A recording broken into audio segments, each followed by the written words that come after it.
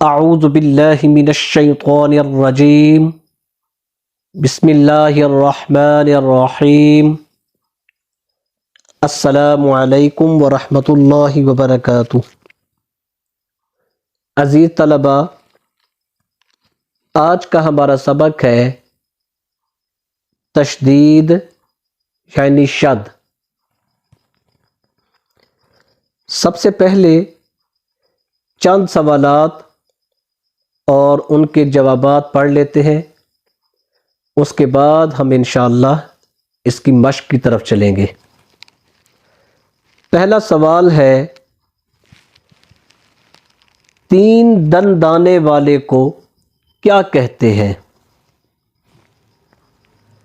تو اس کا جواب ہے، تین دندانے والے کو شد کہتے ہیں یعنی تشدید کہتے ہیں۔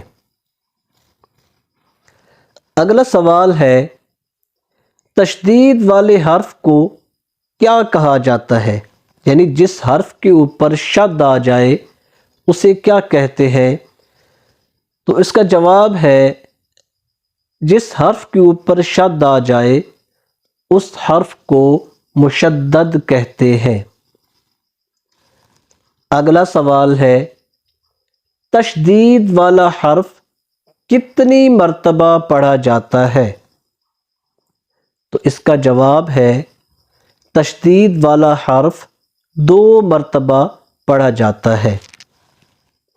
ایک مرتبہ پہلے حرف سے مل کر اور دوسری مرتبہ خود وہ حرف پڑھا جاتا ہے۔ اگلا سوال ہے، مشدد حرف کو کس طرح پڑھتے ہیں؟ تو اس کا جواب ہے، مضبوطی کے ساتھ ذرا رک کر یعنی تھوڑی دیر لگا کر پڑھتے ہیں۔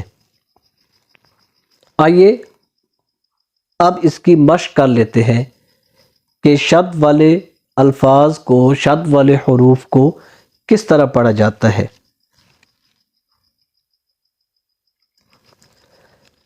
الف کو با کے ساتھ کنیکٹ کرنا ہے، ملانا بھی ہے، اور ملانے کے ساتھ شد کو پڑھتے ہوئے تھوڑی دیر لگا کے پڑھنا ہے۔ الف زبر، با شد زبر، اب ب، اب بی، اب بو۔ اسی طرح الف زیر با شد زبر، اب ب،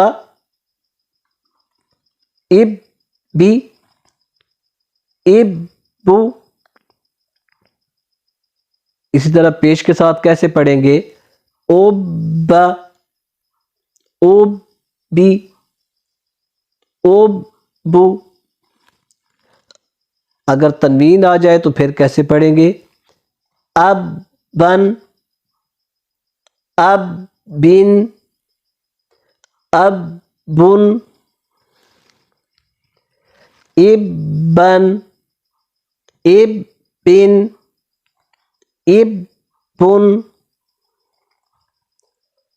اب بن، اب بن، اب بن، ات، اتی، اتو، ات، اتی، اتو، ات، اتی، اتو، اتن، اتن، اتن، اتن، اتن، اتن، اتن، اتن، اتن۔ سا، سا کے اندر سیٹی کی آواز نہیں نکلنی چاہیے۔ سا، سی، سو،